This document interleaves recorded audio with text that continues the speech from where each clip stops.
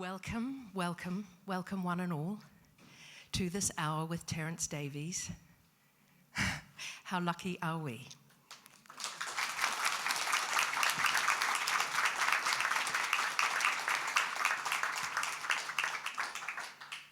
I'm sure in this room we have the Terence Davies fans and the Emily Dickinson fans. What a magnificent grouping that is. But Terence, of course, is the director of Distant Voices, Still Lives, The Long Day Closes, The House of Mirth, Of Time and the City, The Deep Blue Sea, Sunset Song, the film we saw this afternoon, A Quiet Passion. What a body of work is there. We're very privileged. Terence, let's rip into this. Yourself and Emily Dickinson, that seemed to me like a marriage made in heaven. When I saw it in the film festival program, I had to be there. Can you expand a little? I know you said before the film you heard Claire Bloom reading some of Emily's poetry, but a little more of what you felt and heard in that poetry that spoke to you and led you to make this film. Well, in the poetry, I just love the poetry.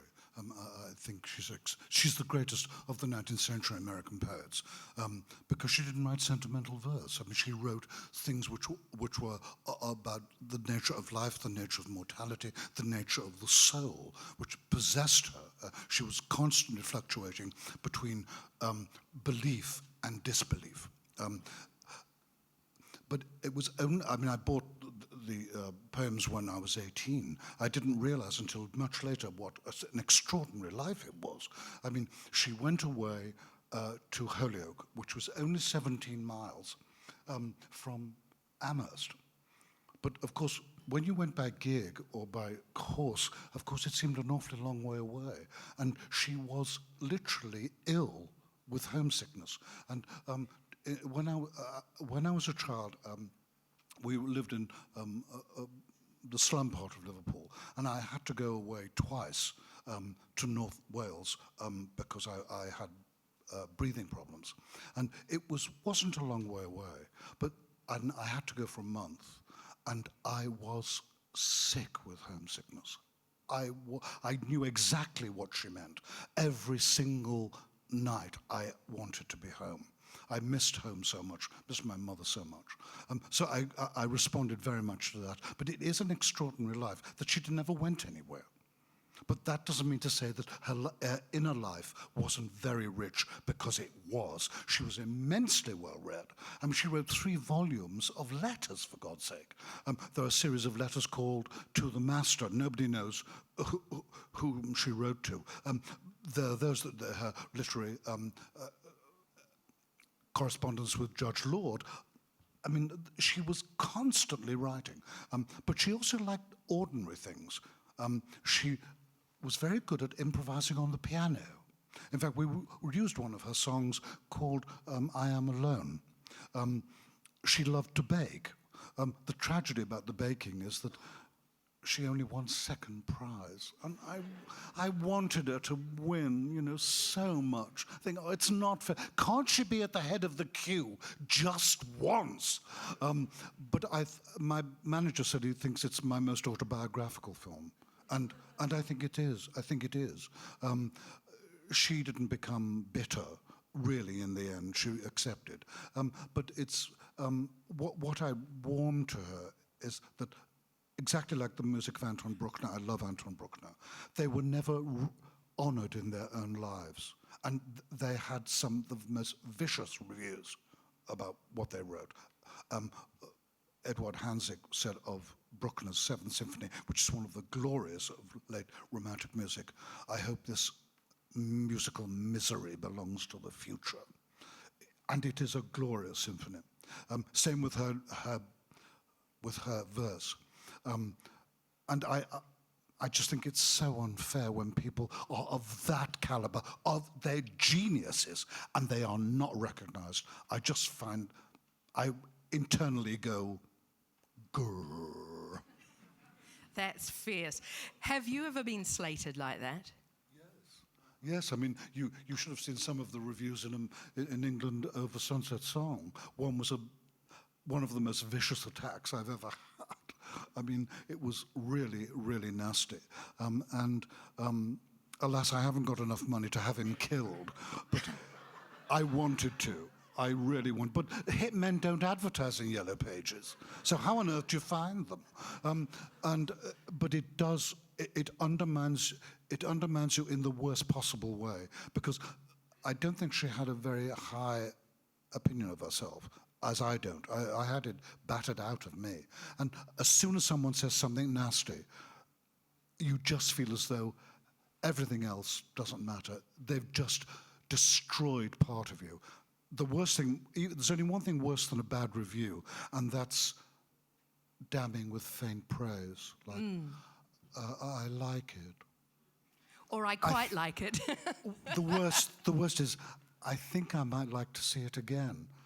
And when someone said that to me, I said, steady, that's almost enthusiasm. It's a bullying of the soul, isn't it? And that kind of criticism. And it does hurt as much as a physical beating, doesn't especially when it comes from people who you thought were friends. I mean, my friends at film school, some of them were very nasty. And I said, well, why? I mean, I'm sorry you're having difficulty making films, but I did too. I mean, I didn't work for 10 years, and the only way I kept in the game was, I mean, I had to remortgage my house 3 times. I now owe 2.5 times more than I paid for it. I mean, I'll die in debt. I don't want to die in debt, but that's what's going to happen. And there's sometimes when you sit at home and think, well, why did I bother? The struggle is just too great. And the worst thing of all is that when you're feeling like that, you look around the house and you think, even the furniture's younger than I am. So while we're on the struggle, because it does consume all of us who do this crazy thing, what was the road to a quiet passion? We've heard how your love of Emily began within you, but when you thought, right, I'm going to make that film, I've been thinking about probably for years, how did that go? Well, we'd had such an awful time getting money for Sunset Song. It was a real struggle. Everything that could go wrong on a film went wrong. Every time the phone rang, I'd think, oh God, not something else. This was an absolute joy from beginning to end, not one problem. Hooray! The only time, it wasn't even a problem because of the way I write the scripts. I mean, I went through and they said, this is the shooting schedule. And I went through and I said, no, we need 4 more days. And they said, fine, we got money for 4 more days. Wonderful. We shot all the interiors in Belgium, and then about 10 days outside of Amherst, where she actually lived.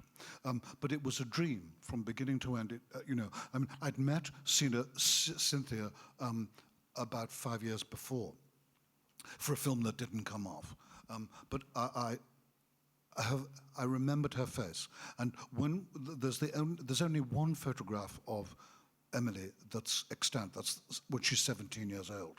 And we superimposed Cynthia's face on that photograph, and she looks like an older version of her. She looks like her. And I said to her, will you do it? And she said yes. She stayed with it for 2 years, which was very, very, very, very loyal. But I did have to say, I have to be honest about Sex and the City. I have only watched it twice, and I think it's really pernicious. All they do is eat, they fuck, and they buy things. I said, that's no way of living. I said, and the second time I watched it with the sound down, because your reactions were the most truthful. And if you ever watch it again, watch it with the sound down. And she's always truthful, and she doesn't act. All the others overact like mad. And you think, oh, for God's sake, stay at home. But she feels those reactions. And I just said, I just know you're right. I said, will you do it? She said, yes. She said, I'm terrified. I said, there's no need to be. I have absolute faith in you. Did you rehearse? Never do. the actors do a lot of work on their own. They really do work very, very hard. And when we did the poems, it was only as a guide track, but they were so good. I said, we're not going to re-record this. And during the post-production, her agent rang, said, well, when are you going to redo the poems? I said, I don't want to. She's got them like that. She's just got them, particularly because I could not stop for death. I had heard that as much more somber, but she plays it with a kind of wry detachment, as though it's someone else, which makes it so powerful. I said, I never thought that you'd play it like that. But she did wonderful things with the dialogue as well. There's a scene when the Reverend Wadsworth reads her poems, and the line is, but are to be racked by success. Now, I had heard that as part of that speech, and the way she played it is quite extraordinary, because she says, to be racked by success. And in it is all the disappointment of her not having success, but it's said in that odd and strange way. You can't direct that. That happens. I was just very lucky that she's an extremely accomplished actress and feels it. And she'd come up and she'd say, can I say this? I say, yes, okay. Can I alter this word? I said, well, why do you alter that word? She said, well, it doesn't feel right. I said, well, fine. Because there's always one word that an actor or an actress won't say. And I don't know why. They're not being awkward. But when she says, when Browning Buffett says, you went to Holyoke, I said, but that was many years ago. And she says, but that was years ago. I said, well, no, in one of the texts, could you say many? And she wouldn't say it. Just couldn't. It's odd. And she wasn't being awkward. But it's really interesting. I said, fine, you don't want to say it. That's fine. But could we do one take? And she said it, and of course it wasn't, she didn't do it with any conviction. I said, what you said earlier was much better, because you can feel it when it's right. But it has to be felt. Once they start acting, I get bored. I mean, all those performances were got in less than 3 takes. Sometimes just one. I'd say, right, fine, we've got it, And someone said, can we do it once more? Yeah. Even if you're thinking, like, we haven't really got much time, you always let the actors think that they've got all the time in the world. And say, yes, of course. And you're thinking, please, God, let them get it now. But then the serendipity. In the church, when Browning Buffum gets married, originally it was written for inside the church and outside the church. We found this wonderful church in the middle of Amherst, but the exterior was modern. We didn't have the money to dress it. So I said, okay, let's just keep it inside the church. And we'd set up the wide on a track. And while we were just they were getting their costumes on, the camera, which didn't have a brake on it, slid down like this. I thought, that's the shot. So we can do it in one. Although in the cinema, when she goes to the theatre, that was designed as one shot. And that was, in fact, the very first shot that we shot in Belgium.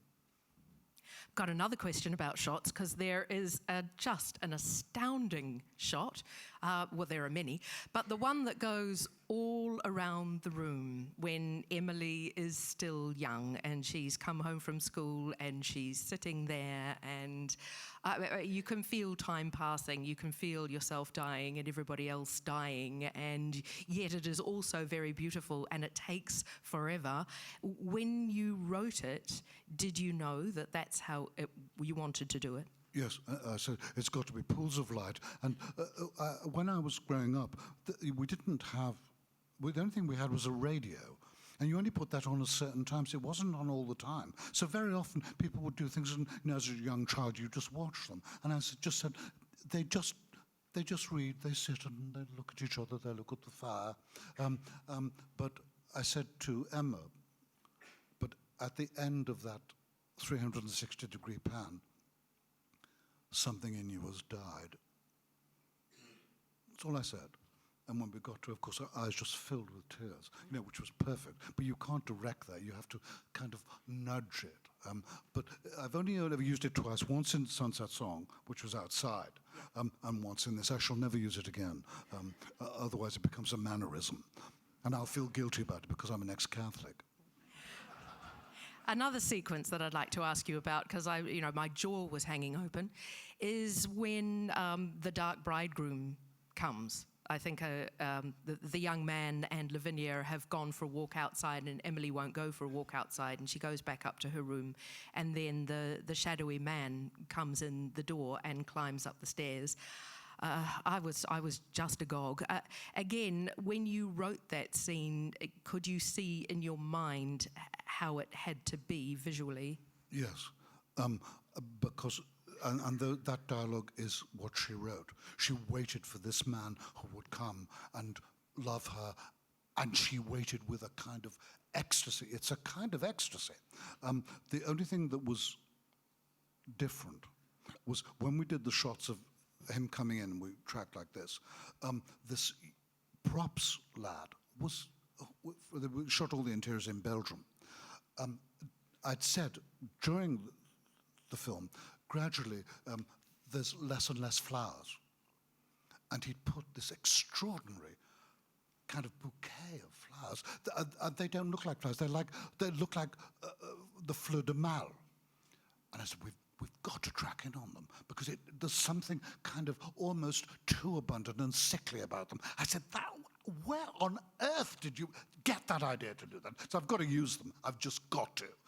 But that longing for someone, wanting them to come and find you attractive, is very deep within her. And it was very deep in me because no one ever found me attractive because I wasn't very good looking. And now I'm 70, I'm even worse. I longed to be a sex kitten. That's enough. You'll only get inflamed. But I'm not. But when you are denied the very thing which you deeply feel, it does something to you. And again, the lines are from her. She says, you and Austin are the handsome ones. I am a kangaroo amongst the beauties. And she's got a lovely face. But she didn't see it. But I wanted it to be completely extraordinary, that it comes out of longing for it, and then when he comes back, because she's so disappointed, she's even sharper with him. And she's sharp with him because I suspect, at root, that she would have liked to have gone out with him alone, but he asked her to go out with her sister. With his sister. And there's something very Chekhovian about that, And, yes. and that's why there's. I was thinking of. There's a line in one of the Chekhov plays. I can't remember it now. But when you wait for something, and then it doesn't happen, or someone else comes along, and you just think, why couldn't it have just been me? The moment missed. Yeah. I've got a little list of things here. No, there's one more question I'd like to ask you about the film we saw this afternoon before I go to my little list of things. And that is, are all your scenes, in fact, as you saw them, to a large extent, as you saw them in your mind when you wrote the script? How much of writing the script is a visualizing and a shot-finding process for you? Yes, I write every shot, every track, every pan, every dissolve, every bit of music, every bit of copyright material, because you've got, on a practical level, you have got to clear that material. And if you can't clear it, you've got to do something about it. At the end, there was I felt that it needed something. And I thought, Charles Ives, because he wrote a very extraordinary piece called The Unanswered Question. And I've got a soft spot for Charles Ives because he married someone called Melody Twitchett. Poor soul. But it's a very strange piece, but it has in it interpolations from woodwind and flutes. And I said, can we take it out? Can we take those interpolations out and just have the strings? And you get this kind of strange music that is trying to find its key, and it's unresolved. It's unresolved, and that's why we use that at the end. But once you've got the frame, and again, I can't tell you the lenses I use. I just look down the lens and think, yeah, that's the right one. I can never tell which ones they are. I can tell when they're wrong. But once it's framed, what happens within the mise en scène has to come alive, and you have to allow freedom there for things to happen. Like the camera coming down like this inside the church. But I know when the frame is right. Sometimes you think afterwards, oh, perhaps it should have been a little wider and a little higher, but it's too late then. But the script becomes an aide-memoire, because I know every shot. I know every shot when I go on. Because then if something doesn't work, you say, right, let's stop that, let's do something else. And you don't waste time trying to make a shot work that intrinsically you know doesn't. What is strange, and this is where I find actors so brave, when we were shooting The Death of the Mother. And it's a wonderful performance by Joanna Bacon. They did it, and I couldn't stop crying. I couldn't say cut. And the producer went on the stage and said, cut. They all relaxed. And Joanna said, do you want another one? How can you do that? I said, I'm speechless. I was so moved. That's what's extraordinary, because they give their heart to you, and you have to respect that, because I said to them, be, not act, and that means opening their souls, and you have a duty to make them not look silly or ridiculous, and they often can be. But to give a performance like that and then just say, would you like another one? Quite extraordinary. Quite extraordinary. I was blessed. I'll go to my little list now. Oh, by the way, I forgot everything I was meant to say at the beginning, so I'll just say it now. This is a script-to-screen session presented in conjunction with the International Film Festival, and there will be time for your questions at the end. There will be 15 minutes for your questions, and we have a microphone, and when I ask for questions, if you'd like to ask one, please raise your hand and wait for the microphone to come to you so everybody can hear your question. I will endeavour to remember where the hands were and be fair to everybody. If I don't remember, stick your hand up again and wave vigorously. So yes, there will be 15 minutes for you at the end of our session. Now I'm going to my list, because I've been watching Terence's oeuvre over the past weeks, preparing myself for this moment, and there are things that recur again and again. I love them. Here they are. Interiors, especially stairs and halls, family, music, male violence, rain, slow sweeping shots, female kindness and forbearance, snippets of dialogue from movies or broadcast radio, constraint. That was my little list that I came up with of very powerful elements. Do you have any response? What's your response to that list? Well, the script really, the story, content dictates form.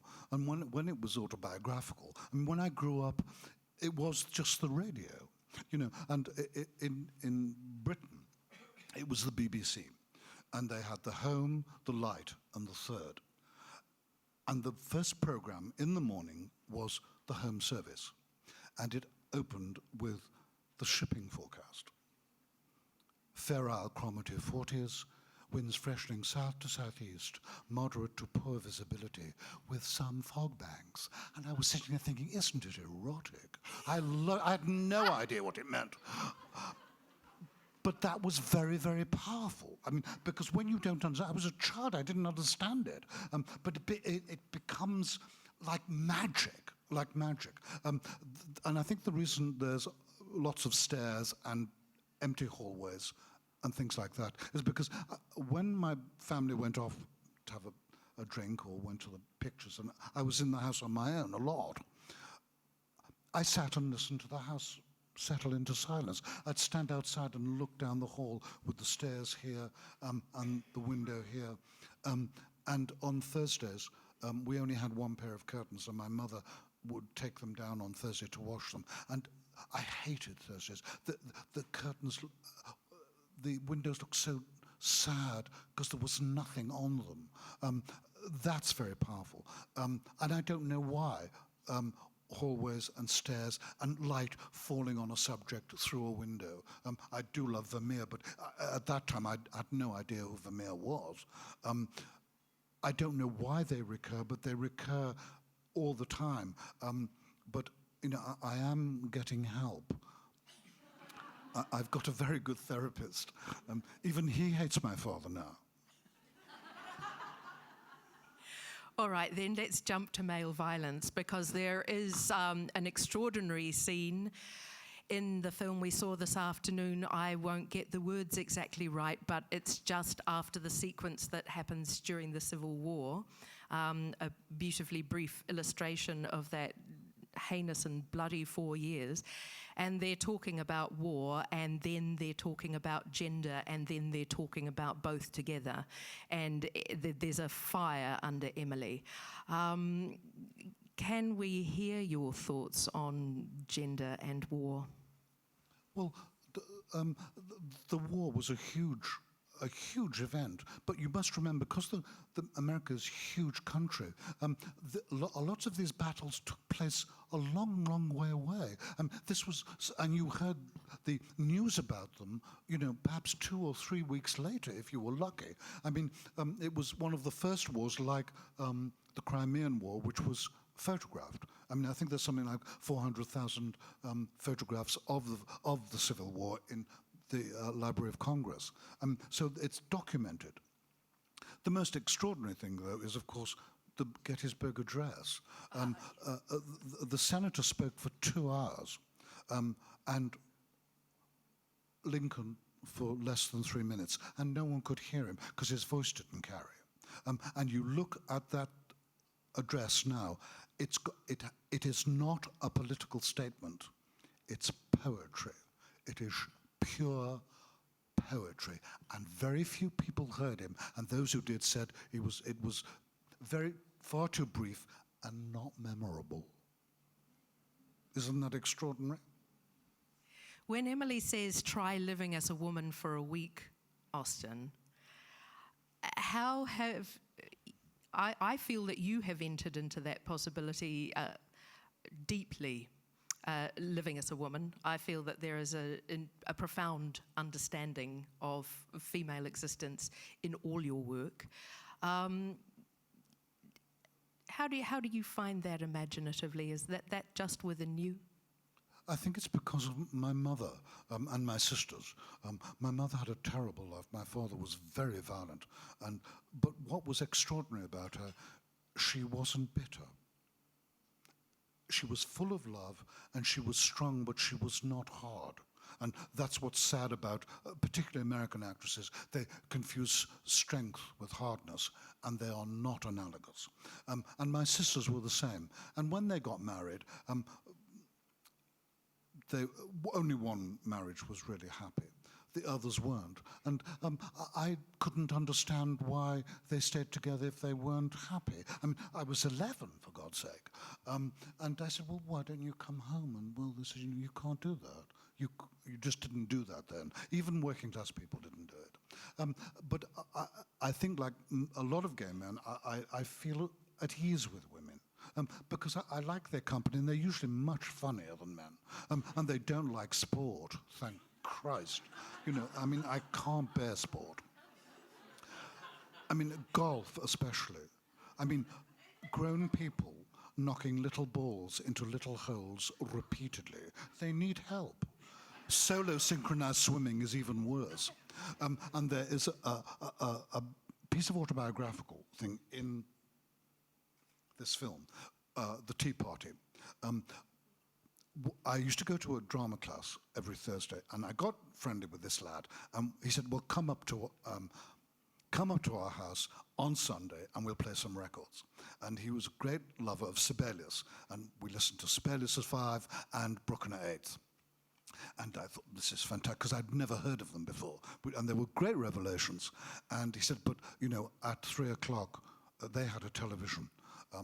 we've got to watch football with my father. And I said, but I cannot bear sport. I just can't bear it. He said, but we've got to.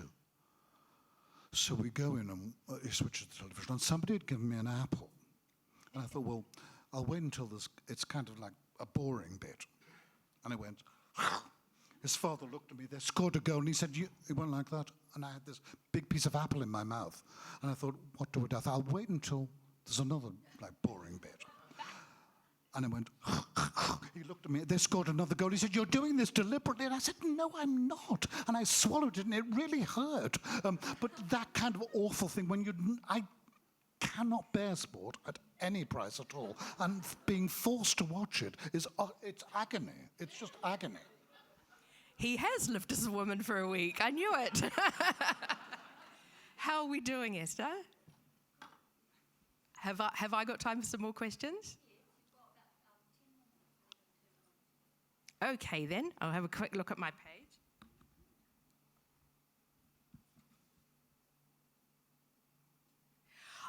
Now, I'd love to ask a question about Distant Voices, Still Lives, and The Long Day Closes. Beautiful films. In those films, which I'm sure a lot of you will have seen, but they don't have conventional narratives at all. So when you're writing those, are you building them in your mind as we see them on the screen, or do you think there's lots of things that I'd like to film, I just don't quite know how they fit together? No, I wrote them as they were shot.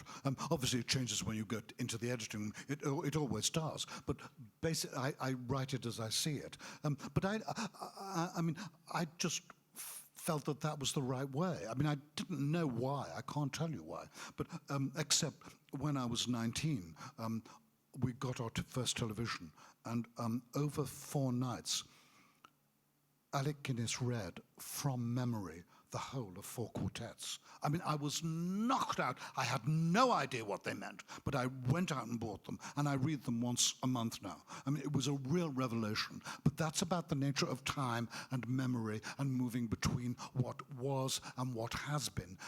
They're some of the most extraordinary. They are some of the most extraordinary poetry in English. For the roses had the look of flowers that are looked at. Isn't that the most wonderful idea of perception? And the ending is just full of forgiveness, and all shall be well, and all manner of things shall be well, when the tongues of flame are enfolded into the crowned knot of fire, and the fire and the rose are one. I mean, just knockout. So it came from that too, but also it comes from music. And this is going to sound really so pseudo, I can't tell you, but I do believe that if a body of work can do anything, it can do what a cycle of symphonies can do. That you start from those first early days, and then it develops. You keep those themes running, but they come to fruition at the end of that cycle. And Bruckner is the greatest of all symphonists for me. And I think film can do that, and I've tried to do that, because I think it's important that you should try to distill what you've done. Sibelius is just as wonderful. It's much more difficult with film because it's expensive, and people usually want, mainstream. And I can't do that. I just can't. I mean, someone sent me a gangster film. I said, why have you sent it to me? I know nothing about gangsters. I'm too frightened to take drugs. I mean, occasionally I've had the odd junior aspirin, but that's just between you and me. And I said, if I had a car chase, it would be 2 cars going very, very slowly. It's not foot tapping. God knows why they sent it to me. I would love to have been, a household name, like Pampers, but I think I've left it too late now. I think you have magnificently achieved what you've just described in your work so far. So, do you have a slate in your mind going forward, the films you want to make next? Yes, there are 2. I think I'm in danger of becoming prolific. there's a novel called, what's it called now? Mother of Sorrows. It was sent to me absolutely out of the blue, written by a man called Richard McCann, who's an American, and it is an exquisite novel. It's actually a collection of short stories, but very beautiful. The prose is very limpid and beautiful, and it's about the nature of identity and how you view the world. And a production company said they wanted to do something with me, and I said, well, we couldn't find anything. And I said, I think this is really rather good, because at the end of the book, they surrender to the light, as opposed to the end of this film, where she surrenders to the dark. And I said, I do think it's lovely. And they said, yes, we'll do it. So that script is written, well, raising the money now, and casting. And I've just been commissioned to do a film about Siegfried Sassoon, who's one of the three great war poets of the First World War, Wilfred Owen and Rupert Brooke being the others. They died, but he survived. And it came out of the blue from the BFI. And it was really odd because I didn't know his war poetry, but I did know one of his poems that I did for drama school, to get into drama school, which is called Concert Interpretation, which is about the first performance of The Rite of Spring in Britain. And it's a wonderful poem, wonderful use of English. And I said, yes, I'll do it. And I said, and it will open with that poem, but it will end with the poem, a poem by Wilfred Owen, whom he met at Craig Lockhart, who was killed in 17, called Disabled. It's one of the great poems of the First World War, and it's about this young man who's a double amputee, and he's watching young men play football, and he knows, of course, he will never ever play football again. And the closing lines are unbearable. The last two lines are, why don't they come and put him into bed? Oh, why don't they come? And that's how the film will end. I can't wait to see them, both of them. This feels like a good time to give you an opportunity to ask Terence your questions. Do we have questions in the room? Oh, good, there's one. Can the microphone travel all the way to that brave questioner? Oh, you can hear me. Mr. Davies, I'd very much like to hear you talk about adapting Edith Wharton to the screen. Well, I think it's her greatest novel. It's the most savage of all her novels, I think. I think it's better than The Age of Innocence, although the film is ravishing. And the only time I actually wrote, I've never only written a fan letter once, and that was to Martin Scorsese after seeing Age of Innocence, and he replied, to my amazement, and said, come and have dinner with me. I'm actually in London. And he'd seen my films and was quoted from that. I said, I can't tell you. I said, I'm so flattered. And I said, what are you in London for? And he said, I've just finished a film about the Dalai Lama. And I couldn't resist. I said, what's it called? Hello, Dalai. And he said, no, Raging Llama. Which I thought was terrific. But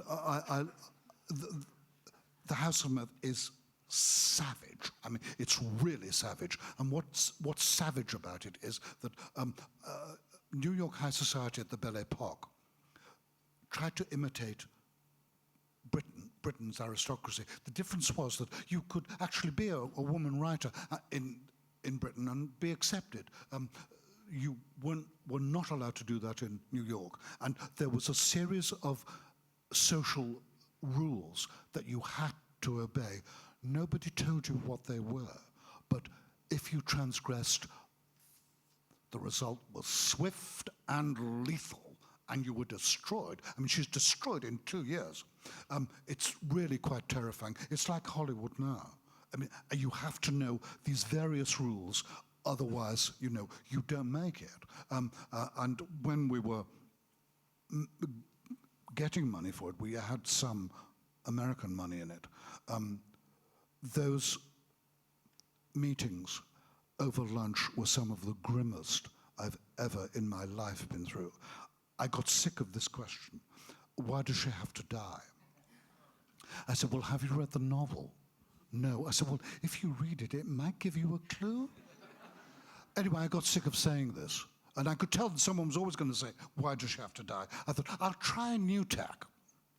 This was sent to me, why does she have to die? I said, well, the nature of tragedy is that the beginning prefigures the end. Now, had Lear not divided his kingdom among his 3 daughters, there'd be no tragedy. And one of them said, who's Lear? And I said, he's just got a new album out. And I used to sit there looking at these bloody salads. They only eat salad and drink mineral water. It was so depressing. And I think I'll go and sit on the lavatory. And I know I won't be missed. And a friend of mine has just come back from Hollywood and had presented a script. There's 20 people round the table. And this young man said to him, I've got a problem with page 46. I said, well, what's the problem? He said, this word, mauve.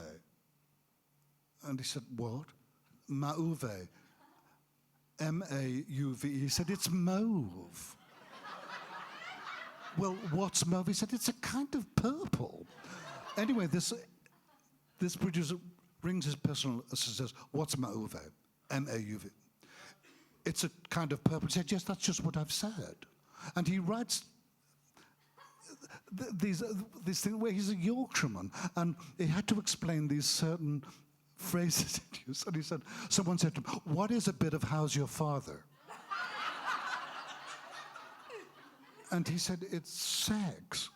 And she said, oh, you mean get out the salami? He said, no, it means a bit of how's your father? They're very peculiar. They really are peculiar. But the lunches are utter agony. But when it was finished, when it was finally finished, we took it to America and the Edith Wharton Society. And these people know all her work almost verbatim. And they gave me the greatest compliment. They said, we couldn't tell what was Edith Wharton's dialogue and what was yours. And I was very, very proud of that, because they really do know her work. But it is her greatest work, because it's savage, and so is Hollywood. You know, there's a place called the Chateau Marmont, where all the sort of film literati go. And it's a 1929 hotel, but the garden is outside, and you eat outside. And you come out, and everyone looks at you and goes, not important. And then continue to eat. And then they look at someone who is important, and they vibrate with envy. It's so disgusting, I can't tell you. The last time I went there, I hate going there. I thought, I'm never going to come here again. I went in with some friends, and they have these very long couches. There was this woman sitting at the end of the couch. And I went up to her and said, excuse me, but can you tell me, is the couch free? Because I'd like to sit down with my friends. And she went, what? I said, is the couch free? Because I should like to sit down with my friends. What? I said, you sound like a yak having an orgasm. Is it free? I got really cross. Don't go there. It's death. So that's how you adapt Edith Wharton for the screen. Now you know everything you need to know. Is there another question? Oh, yes, there are lots. Can we have the microphone here in the... Oh, you've got it. Great. Go ahead. And I've seen you too. Yes. Can I call you Terence? Terence Davies. I've seen many of your films, many of them many times. And it's always the interiors that strike me, the interiors of the people, and the films focus on the interiors of the houses where they live. It's a kind of, well, you'd put it better in words as well as in movies than I would. But of course, there's 2 aspects there. One is colour, and the other is music. And for me, the colour issue is hard, because I noticed that in your earlier films of Liverpool, we saw more of greens and the sort of washed out colours that Britain had to, and other places had to put up with after the war.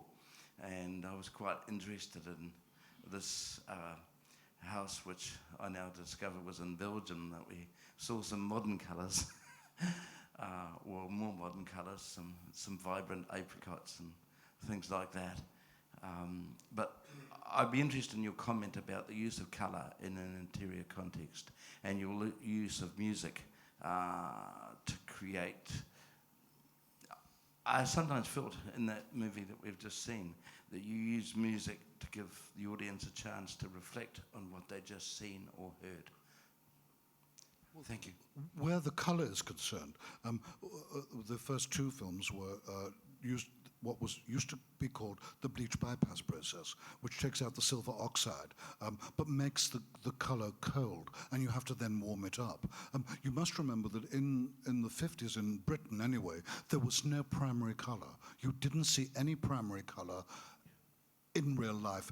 Where you saw primary colour was in school, because you were given these blue, red, yellow gummed papers that you made shapes out of, but that was the only time you saw primary colour.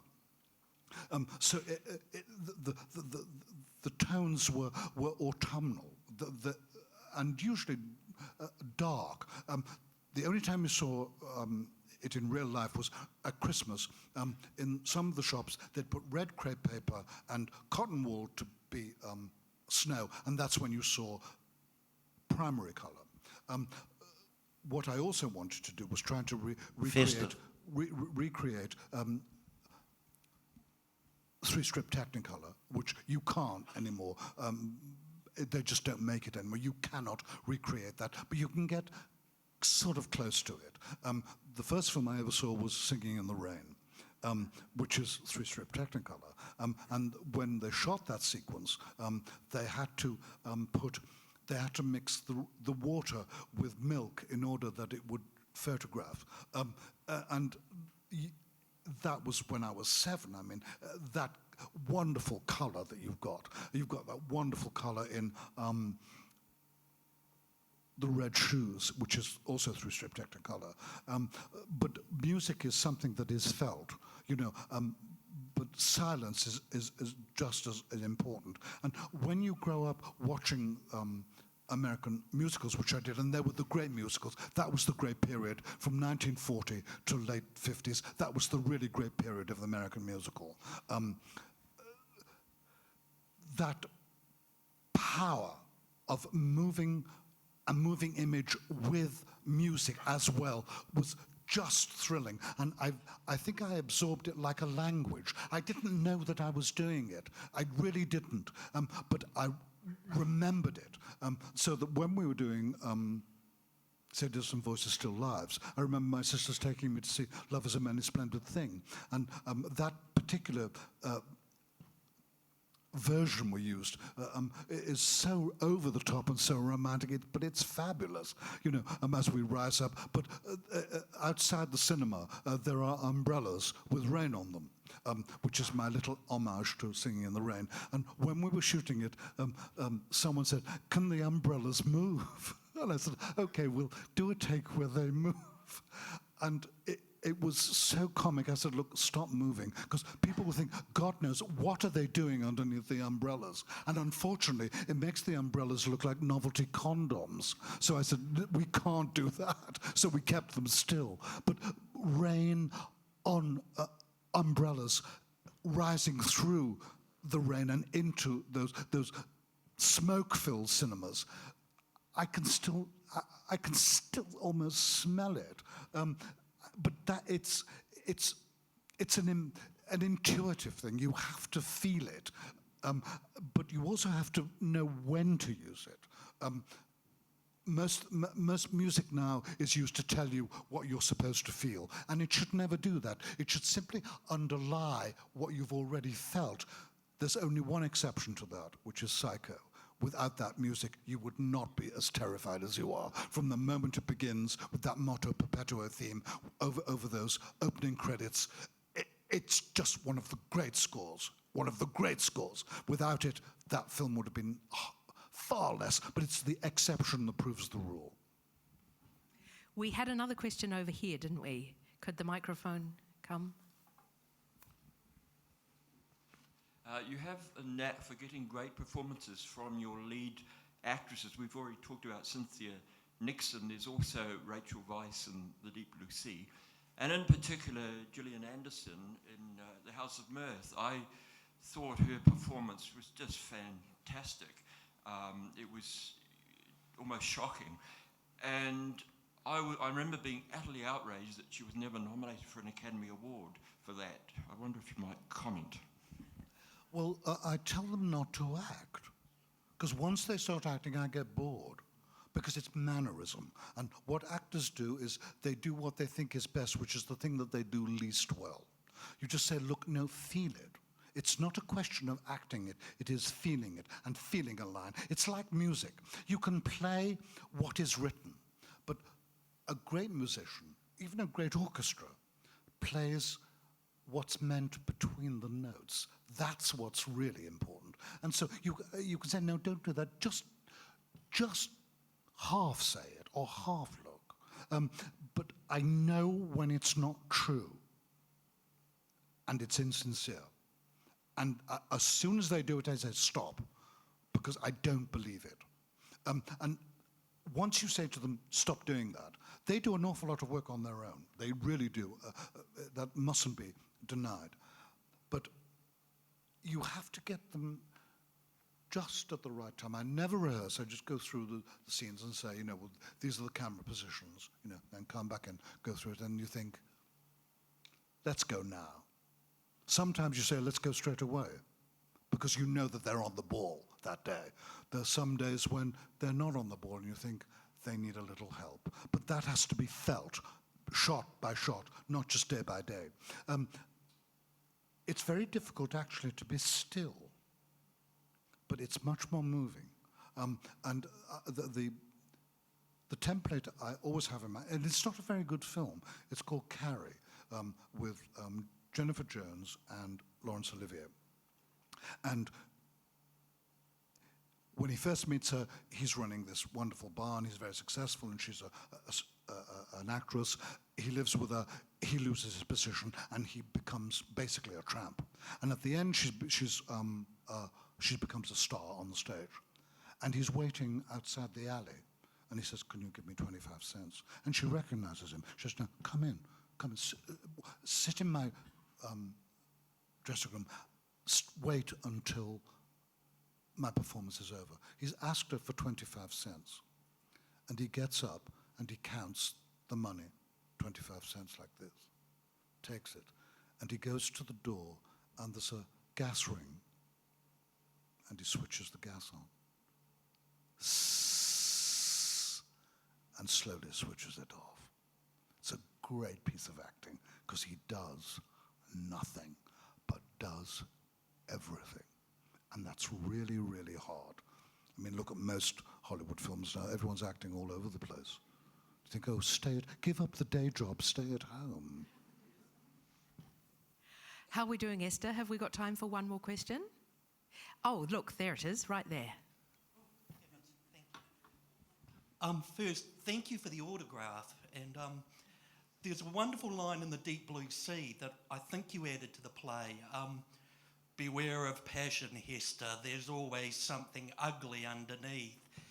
And just seeing your films, I was wondering, do you actually believe that or not? Because sometimes I'm not entirely sure, and I think that's what makes your film so wonderful. Well, I suppose I am a bit frightened of passion, because I've never had it. But, I mean, the mother-in-law in Deep Blue Sea is not in the play. And there were some people who loved the play who wrote me very nasty letters saying, why is she in it? I thought, oh, look, that's what I saw. But what is interesting about it, about passion, is that she's talking about sexual passion. But I do think there's a passion that is more important than that, a passion about life and humor. You've got to have the two. If you don't have the two, you are dead. You really are dead. But you have, the humor keeps the passion in check, if you like. If I may, there's one of the great sonnets by Shakespeare about the nature of life and the nature of passion. It's this. Like as the waves make towards the pebble shore, so do our minutes hasten to their end, each changing place with that which goes before, in sequent toil all forwards to contend. Nativity, once in the main of light, crawls to maturity, where with being crowned, crooked eclipses 'gainst his glory fight, and time that gave doth now his gift confound. Time doth transfix the flourish set on youth, and delves the parallels of beauty's brow, feeds on the rarities of nature's truth, and nothing stands but for his scythe to mow. And yet, to times in hope, my verse shall stand, praising thy worth, despite his cruel hand.